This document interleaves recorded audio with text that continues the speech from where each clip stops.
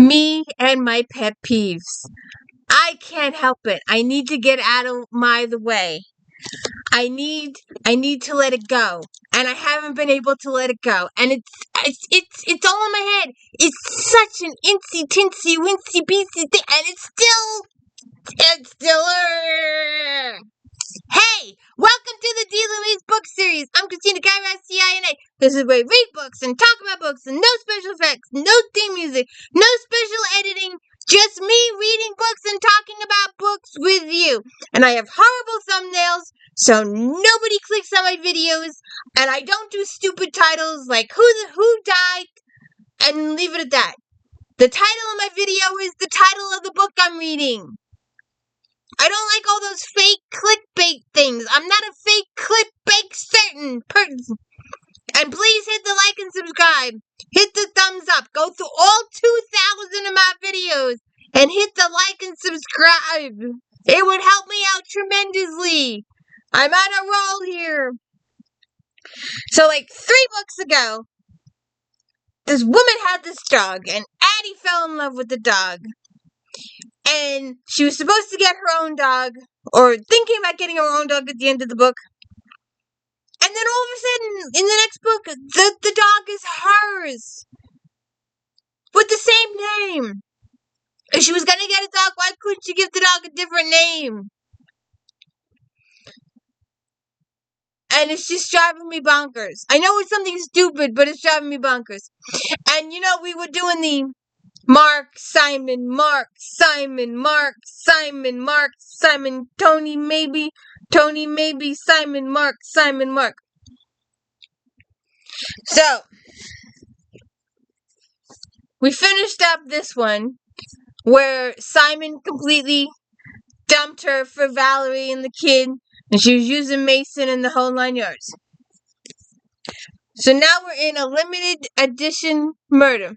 As we left off with this one. Alright. And again with the dog! I'm sorry! She's going away. Tony called her. Come to England. Spend a couple weeks. Get over the Mark Simon stuff. So she's leaving her dog with Nikki, the new roommate. The new shopkeeper. She's also the roommate. She's taken over Serena and Zach's attic because Serena and Zach bought a house because they had all the babies. And she's making all these instructions for the dog, and making all these instructions for the dog, and worried about the dog, and worried about the dog, and worried about the dog, and leaving the dog. So that's where she ends. She's going to England, and she's leaving the dog. It's my pet peeve. The very first page. She's on a bicycle. Pippi, her small tricolor Yorkapoo, perked her ears and sniffed the air as they sailed past the bakery. How did the dog get to England? You put that dog on a 12, 18-hour plane? You left it with Nikki. She's with you in England. Well, it turns out that Addie got to England, and no, she didn't madly fall in love with Tony. Tony has his own fiancé, and Addie is staying in a guest house. She's not even in the same main house, but she's got the dog. Put that dog on an 18-hour flight all by itself, because Addie's already in England. With massive cold feet. She doesn't want to go home and face her life. Simon and Valerie have bought a house on her block, and she doesn't want to drive down the block and see them, and all this angst and all this hurt, and she's hiding, and she's in severe, massive denial. Massive denial. Serious? I'm not going home. I don't want to have to face my life. You've got a shop. You've got that bookmobile I haven't heard too much of. And, of course, the dog. And Serena with her kids. And Paige. And Catherine. And the whole 9 yards. So you got a new book. And actually, I wanted to see her back home so bad. I have ordered the new one, and it's coming in a couple days. A Christmas something.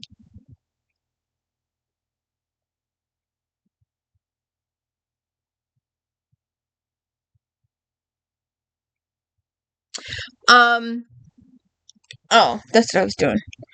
Uh,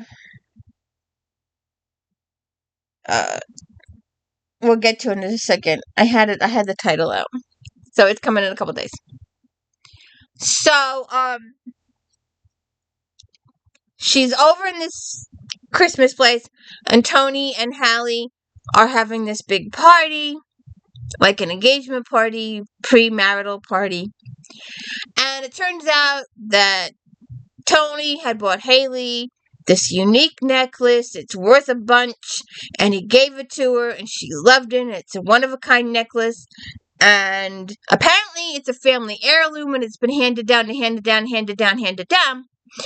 But 20-something years ago, it was lost.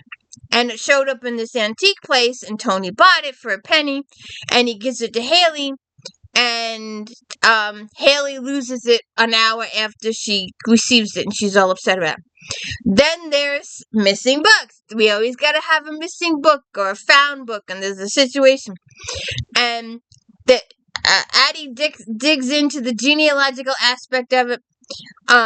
There was this maid, and then there was this other maid, and they worked in the big house, and she got into a love affair, because that's how all these regencies worked. The boss gets in bed with the maid, and the maid ends up pregnant with child. And then there's the accused. The son is in need of money, and he's having the maid steal books for him so he can raise funds. And so there's all that kind of stuff going on. And then she ends up getting killed. She gets fired from the house for stealing the book, and it really wasn't her fault, and she's kind of innocent in the whole situation. And she has to go to London and get another job, and she's cleaning trains. And her friends find her on the train one night, and the guy finds her on the train one night with the necklace, and he kills her, takes the book, takes the necklace.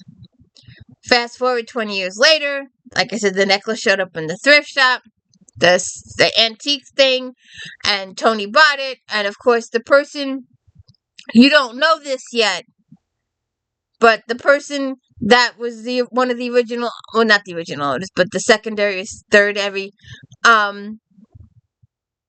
people saw the necklace and arranged to swipe it away from Haley without her finding out. And then, of course, a discovery of a book, an old antique Wuthering Heights book, was discovered, and that was part of Mr. Lord's original collection, and it's been found. And the woman had been accused of stealing books too, like I said. So Addie is investigating all this. In the beginning, Tony and Haley are suspects, because the woman that came to their party wearing the necklace, someone wanted her dead because they needed the necklace back. And she's wearing the necklace to the party thinking she's going to con somebody out of some money and do some blackmailing here. And she ends up dead in front of Addie's cottage. So Addie becomes the prime suspect for a while, and he meets all these British inspectors. And I really didn't keep track of the characters because it's a one and done book. Because she's going back at the very, very end of this book. She's going back to Massachusetts, I think, for Christmas. But she doesn't meet a future love interest. But she's got all these friends in England. She's fallen in love with it. She would like to hide out there.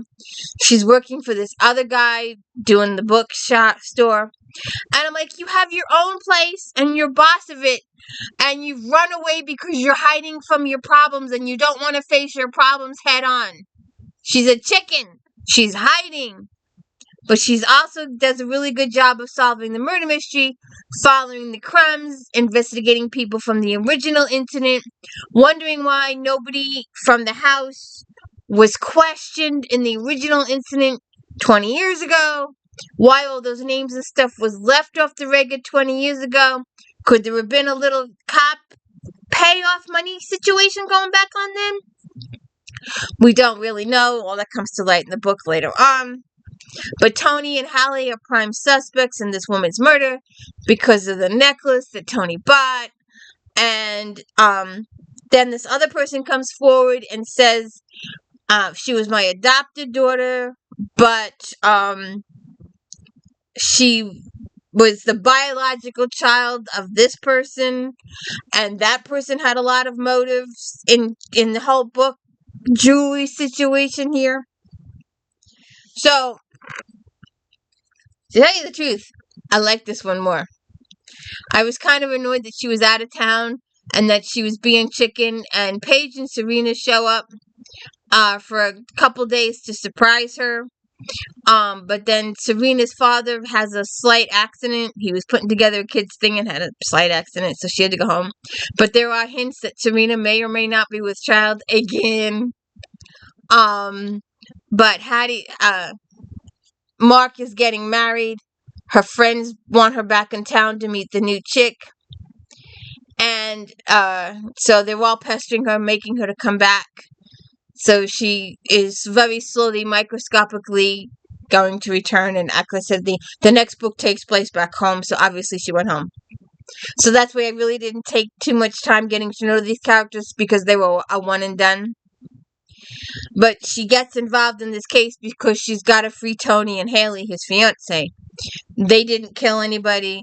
They didn't steal anything. They didn't hire anybody to kill anybody.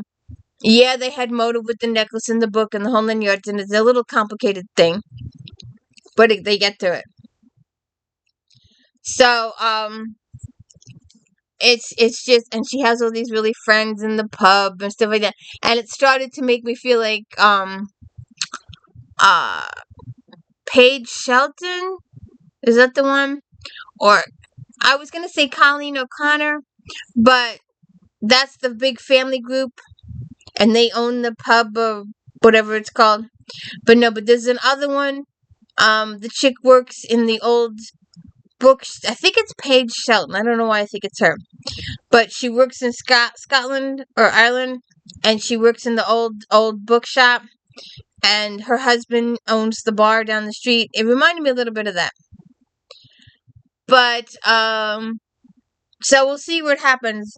I didn't really care for these too much when I started, but I got into the series, and I'm kind of disappointed that this is the end till next year, because like I said, the new book is coming out. I've purchased a new book, and it's being delivered in a couple of days, so you will see that pop up soon. And then after that, I've got to wait a year for a book. That's the worst thing about binging a short series. You get into it, and you get to know the characters, and then it just ends, and you got to wait a year. That's why I try and binge. I try and get books that have at least 5+, but I haven't been doing that lately. I found some really short ones that I want to take a look at. So we'll see what happens.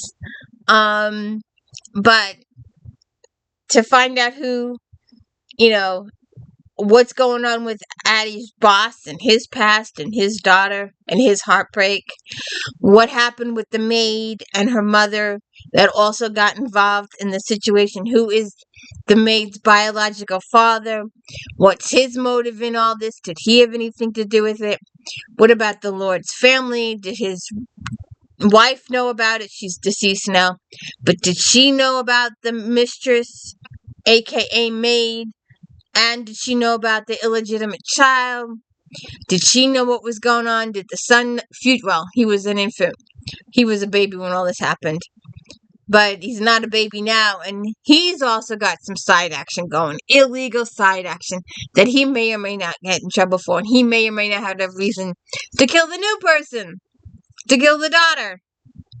So we'll see what happens there. So if you could please hit the like and subscribe, I'd appreciate it. But I'm very anxious for Addie to get home. And I I didn't copy the title. I'm sorry, I didn't copy the title. There's no place like Massachusetts, town of Greybourne Harbor for the holidays. And there's no better feeling for Addie than donating to the Lighthouse Museum's 12-day of Christmas charity fundraiser. Of the dozen books she's offering as prizes from her Beyond the Page books and curio shop, the special volume is the first edition of The Gift of the Magi, imported from England, signed by O. Henry. Addie receives an unexpected Christmas bonus when the book is hand-delivered by the Detective Inspector Noah Parker she met in England.